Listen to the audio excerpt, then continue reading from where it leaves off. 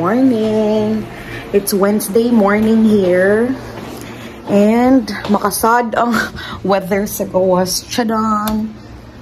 Gaulan na siya, guys. Gaulan. So, I'm cooking breakfast now for my kids. This is their last week of summer vacation. Last week ba? Few more days. Kay next week, Thursday, magsugod naman sila o klase. So anyway, since gloomy man outside, nagluto ko og noodles. I will show it to you guys. So, hapit na sad nga. Sayo na sad kaayo mi sa buntag. Hala, nayabo, sorry. Kuya's awake? Oh no, you tell him mommy's cooking noodles. So, hapit na sad nga. Sayo na sad mi mang mata. Kay ting klaseng na. So, karon ako lang na silang pasagdan nga. Tag 8 AM, 8:30 na mubangon. Kay mo lagi, they should enjoy summer vacation. Kay hapit na mahuman. So hasta ang weather sa gawas, guys, murag it's changing na sad. So dili na kaayo siya summer. So sige nag-uwan nya, bugnaw na kaayo.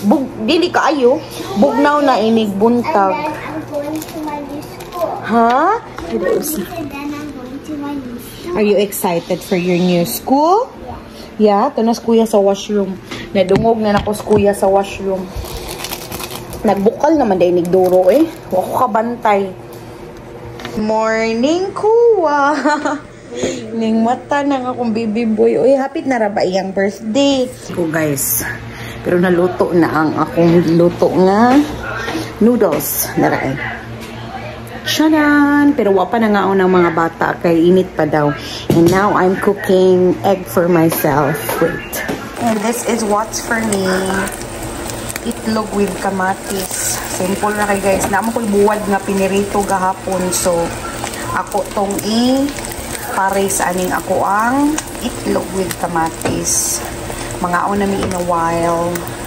And naa sa di ay ko'y gipabukalan nga sweet corn. Ganahan kay mga bata ani. So, pinalit ni Daddy Gasil. And then, duha ni kapak. Ang isa kapak, giluto na mo pag weekend nga. Karon ako nang giluto. And then, kapit na nalutong ako ang itlog. Luto na ni siya eh. Mga una ni. Muna to guys. Umana din pangaon, uy. Wala na ako ka-video kay na-empty akong phone. So, after na mo pangaon, akong giligo ang mga bata. Ay, gahudi kay gitugnaw daw siya. Cold out today. Is it cold today? I know it's cold outside, eh? It's raining. And it's raining outside. So, humana na sila digo. Kuya, naludlay na kanak? Wala pa. So, mo to guys, mga pip ako pa dong, wala pa ko kapangapi. Kaya na busy jud kuskusina sa mga bata. And then, unyang hapon, mangumpra mi og karne para sa birthday ni Kian sa Saturday pohon. Ato min mi sa park mag-birthday. So, hopefully, dili in town muuwan, no? Okay, so, susaon na lang og muuwan. Anyway, that's it for my morning routine. Samtang summer ang mga bata.